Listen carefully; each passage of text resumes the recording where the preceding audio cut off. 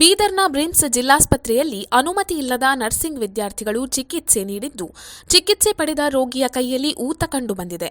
ಅನುಮತಿ ಇಲ್ಲದೆ ಪ್ರವೇಶ ಮಾಡಿ ವಿದ್ಯಾರ್ಥಿಗಳು ಚಿಕಿತ್ಸೆ ನೀಡುತ್ತಿದ್ದಾರೆ. ಈ ವಿಚಾರ ಗೊತ್ತಿದ್ರೂ ಕೂಡ ಬ್ರಿಮ್ಸ್ ಅಧಿಕಾರಿಗಳು ಹಾಗೂ ಸಿಬ್ಬಂದಿಗಳು ಕಣ್ಮುಚ್ಚಿ ಕುಳಿತಿದ್ದಾರೆ.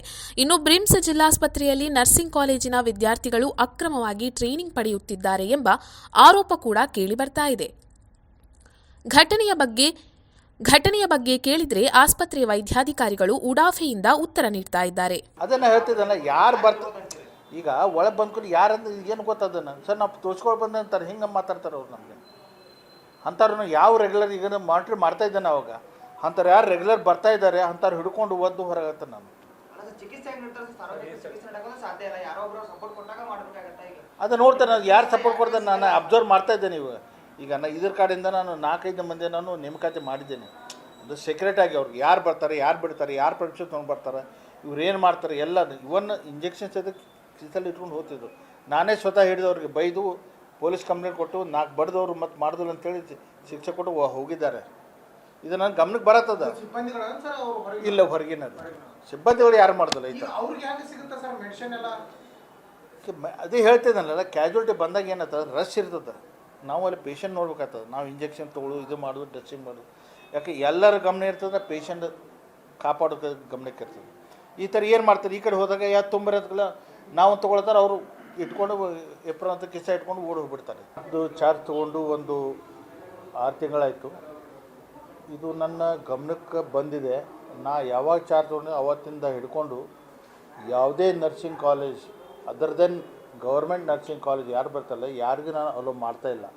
ಅವ್ರು ಯಾರು ಬಂದಿದ್ದರೆ ಪರ್ಮಿಷನ್ ಲೆಟ್ರ್ ಬೇಕು. ಪರ್ಮಿಷನ್ ಇನ್ ದ ಸೆನ್ಸ್ ಏನಿರ್ತದೆ ಅಂದರೆ, ಅವರು ನಮ್ಮ ಆಡಳಿತಕ್ಕೆ ಅಂದ್ರೆ ಡೈರೆಕ್ಟರ್ ಆಗಿಬಾರ್ದು, ಪ್ರಿನ್ಸಿಪಲ್ ಆಗಿಬಾರ್ದು, ಡಿಸ್ಟ್ರಿಕ್ಟ್ ಸರ್ಜನ್ ಅಂತ ನಾನು ಮೆಡಿಕಲ್ ಸೂಪರಿಂಟೆಂಟ್ ಆಗ್ಬೋದು. ನಮಗೆ ಥ್ರೂನೇ ಪರ್ಮಿಷನ್ ನಾವು ಕೊಟ್ಟರೆ ಮಾತ್ರ ಅವರು ಎಂಟ್ರ್ ಆಗಬೇಕು. ಆದರೆ ಇಲ್ಲಿವರೆಗೂ ಯಾರು ನಮ್ಮಲ್ಲಿ ಪರ್ಮಿಷನ್ ಇಲ್ಲ. ಅದು ಹುಡುಗರ ಕೈಗೆ ಒಂದು ಲೆಟ್ರ್ ಬರ್ಕೊಡ್ತಾರೆ, ಲೆಟ್ರ್ ಹೆಡ್ ಮೇಲೆ ಅವ್ರು ಬರ್ತಾಯಿದ್ದಾರೆ. ಅದನ್ನು ನಾನು ರಿಫ್ಯೂಸ್ ಮಾಡ್ತಾಯಿದ್ದೀನಿ, ಸರಾಸರಿ ನಿರಾಕರಣೆ ಮಾಡ್ತಾಯಿದ್ದೇನೆ. ನಿಮ್ಮ ಸಂಸದರು ನಮ್ಮಲ್ಲೇ ಬರಬೇಕು, ಬಂದು ಅದು ನೋಂದಣಿ ಮಾಡ್ಕೋಬೇಕು. ನೋಂದಣಿ ಏನು ಫೀಸ್ ಇರ್ತದೆ ಗೌರ್ಮೆಂಟಿಗೆ ತುಂಬಬೇಕು. ತುಂಬಿದ ಮಾತ್ರ ನಾವು ಇಲ್ಲಿ ಒಳಗೆ ನಿಮ್ಮ ಹೆಸರು ಲೀಸ್ಟ್ ಪ್ರಕಾರ ನಾವು ಒಳಗೆ ಬಿಡ್ತೀವಿ. ಅದು ನಾವು ಇನ್ನೂವರೆಗೆ ಯಾರಿಗೂ ಬಿಟ್ಟು ನನ್ನ ಗಮನಕ್ಕೆ ಬಂದ ಮೇಲೆ ನಾನು ಎಲ್ಲರಿಗೂ ಟೈಟ್ ಮಾಡಿ ಯಾರಿಗೂ ಬಿಡ್ತಾಯಿಲ್ಲ. ಆದರೂ ಕೂಡ ಸರ್ ಬರ್ತಾರೆ ಅಂತೇಳಿ ಏನು ಮಾಡೋದು, ನಾವಿಲ್ದಾಗ ಅದು ಏನು ಮಾಡ್ತಾರೆ, ಬಂದು ಕ್ಯಾಜುಯಾಲಿಟಿಲಾಗಲಿ ಅಥವಾ ಆಪ್ರೇಷನ್ ವಾರ್ಡ್ನಲ್ಲಾಗಲಿ ಬರ್ತಾಯಿದ್ದಾರೆ. ಎಲ್ಲಿ ನನ್ನ ಗಮನಕ್ಕೆ ಬರ್ತದೆ, ನಾನು ರೌಂಡ್ಸ್ ಮಾಡ್ತಾಯಿದ್ದೀನಿ. 1 ದಿವಸಕ್ಕೆ 2 ದಿವಸಕ್ಕೆ ಅಥವಾ ಒಮ್ಮೆ ರಾತ್ರಿ ಹೋಗ್ತಾರೆ, ಮಧ್ಯಾಹ್ನ ಹೋಗ್ತಾರೆ, ಬೆಳಗ್ಗೆ ಹೋಗ್ತೇನೆ, ಮುಂಜಾನೆ. ಸೊ ಯಾವ ಬರ್ತಾರೆ ಎಲ್ಲರಿಗೂ ನಾನು ಸೀದಾ ಹೇಳ್ತೇನೆ, ನೀವು ಇಲ್ಲಿ ಬರಬೇಡ್ರಿ, you are not allowed to come here. ಯಾಕಂದರೆ ಅವ್ರು ಏನು ಹೆಚ್ಚು ಕಡಿಮೆ ಮಾಡಿದರೆ ನಮ್ಮ ಪೇಷಂಟ್ ಪ್ರಾಬ್ಲಮ್ ನಾವು ಹೊಣೆಗಾರಾಗ್ತೇವೆ. ಇದು ನನ್ನ ಗಮನಕ್ಕೆ. ಯಾಕಂದ್ರೆ ನಾನು 1-2 ಮಾತು ಕಿವಿ ಮಾತು ಬಂದಿದ್ದೆವು.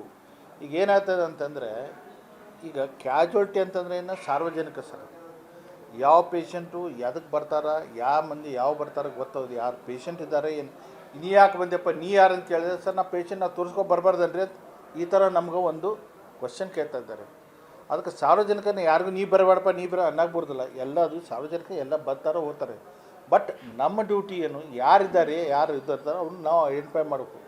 ಅದು ನಿರಂತರವಾಗಿ ನಾವು ಮಾಡ್ತಾಯಿದ್ದೇವೆ. ಯಾರಲ್ಲಿ ಬಂದು ಕೂಡ್ತಾರ ಖಾಲಿದ್ದ ಅಂಥವ್ರು ಹಿಡ್ಕೊಂಡು ನಾವು ಹೊರಗೆ ಬಿಡ್ತಾಯಿದ್ದೇವೆ. ನೀವು ಇಲ್ಲಿ ಕೂಡಬೇಡಪ್ಪ, ನೀವು ಇವನ್ ಬೇರೆಯವ್ರು ಕೂಡ ಪೇಷಂಟ್ಗಳು ತೊಗೊಂಡು ಹೋಗ್ತಾ ಅದನ್ನು ಗಮನಕ್ಕೆ ಬಂದದ್ದು ನಮಗೆ. ಅಂಥವ್ರಿಗೆ ಏನು ಬರ್ತದೆ ಸರಿಯಾಗಿ ಶಿಕ್ಷೆ ಕೊಟ್ಟು ನಾವು ನಮ್ಮಲ್ಲಿ ಪೊಲೀಸ್ ಸಿಬ್ಬಂದಿ ಇರ್ತಾರೆ, ನಮ್ಮ ಸೆಕ್ರೆಟರಿಗಾದ ಅವ್ರು ಹೇಳಿ ಎಲ್ಲ ಕೂಡ ನಾವು ಮಾಡ್ತಾಯಿದ್ದೇವೆ.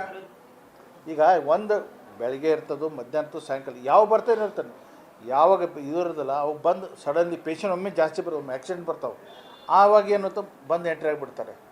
ಈಗ ನಾವು ನಮ್ಮ ಇದರಲ್ಲಿ ಡಾಕ್ಟ್ರ್ ನೋಡ್ತೇವೆ, ಡಾಕ್ಟ್ರು ಅಥವಾ ನಮ್ಮ ಸಿಸ್ಟರ್ ಸ್ಟಾಫ್ ನರ್ಸ್ ಎಲ್ಲ ಅವಾಗ ಬಂದು ಎಂಟ್ರಿ ಆಗಿಬಿಡ್ತಾರೆ. ಈಗ ಪೇಷಂಟ್ ನೋಡ್ಬೇಕು, ಅವ್ರು ಬರೋದು ನೋಡ್ಬೇಕು. ನಾವು ಈ ಥರ ಒಂದು ಗೊಂದಲ ವಾತಾವರಣ ಕ್ರಿಯೇಟ್ ಆಗ್ತದೆ.